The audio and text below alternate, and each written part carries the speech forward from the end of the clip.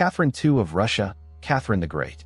To admirers, she was the enlightened empress who modernized Russia, expanded its borders, and made her court the envy of Europe.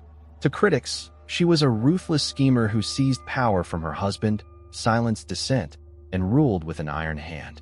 So was she truly the enlightened monarch of legend, or a cunning autocrat who hid ambition behind brilliance? If this video made you see things from a new angle, don't forget to like the video, subscribe to Hero or Villain, and share this video. Thanks for watching.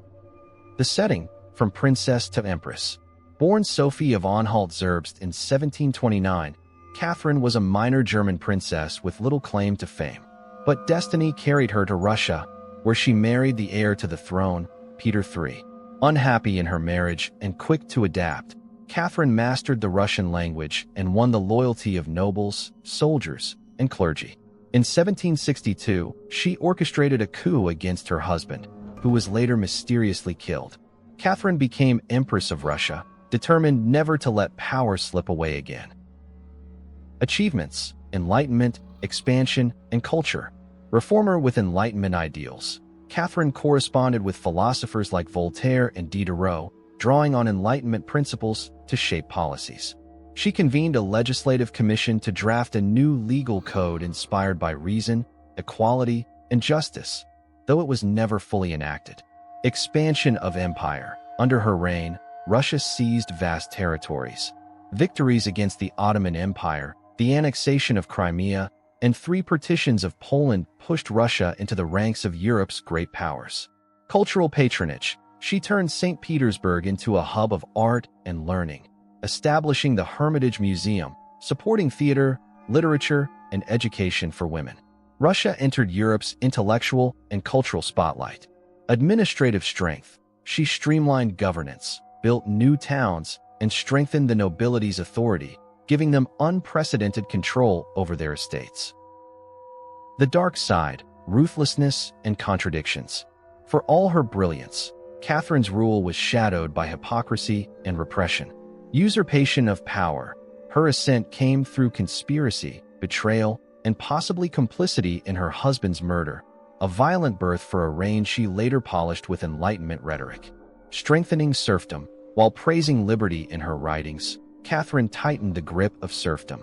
To secure noble loyalty, she granted them more power over peasants, leaving millions in deeper misery.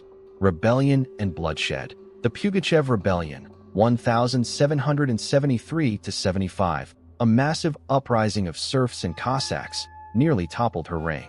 When crushed, punishment was brutal. Thousands executed or exiled, villages burned.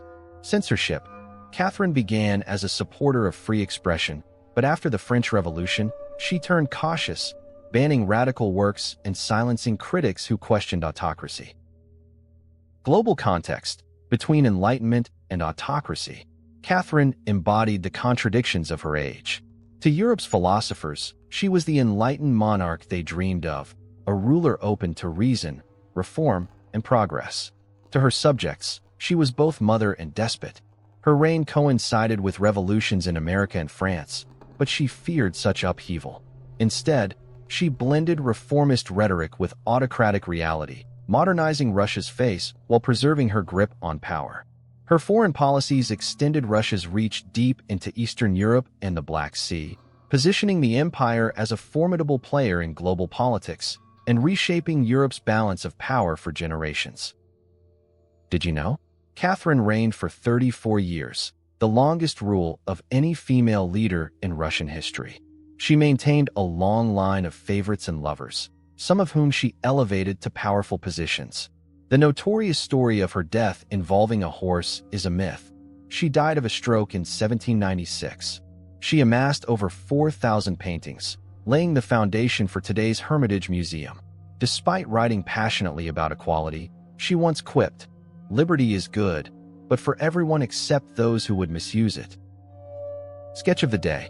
In a grand hall lined with mirrors, Catherine stands in a gown of silver and gold, her crown gleaming beneath the chandeliers. One hand grips a scepter, the other hovers over a vast map where Russia's borders stretch wider each year.